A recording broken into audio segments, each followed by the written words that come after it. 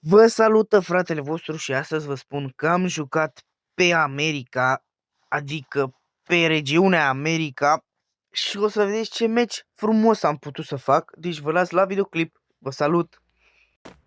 Aici urma să fac primul meu kill, era cât faci să mor, m-a pus și cineva knock, pentru că a mai venit colegul lui din spate și...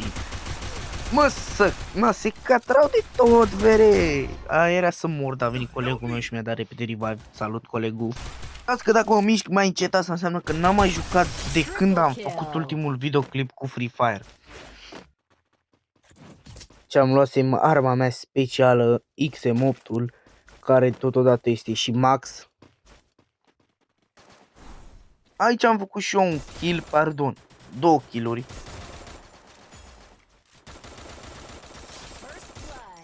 Urma să mai fac încă un kill foarte frumos și foarte drăguț. Botul ăsta era aici și am zis, dă-i capacul, frate. Stai puțin, că am făcut și ace.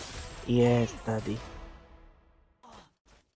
Mă cam secaseră aici prietenii mei, dar am zis, hai să-i bombardez și eu puțin. Că dacă tot ei trag în mine, eu de ce să nu trag în ei? E de bun simț, nu? De bună purtare, cum a zice alții. Uite-l și pe acolo jos, pe la acolo, frate, și l-am distrus. Aș putea spune, în ultima rundă am rupt păritoarea în două. Stați numai să vedeți aici ce am făcut cu păritoarea.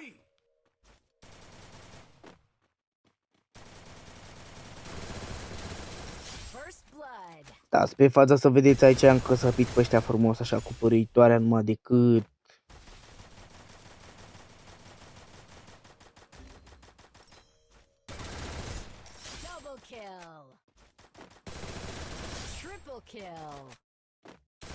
Ce e clar că i-am dat only red, nu? E clar că i-am dat only red. Vă rog frumos, e clar, frate, ce să mai...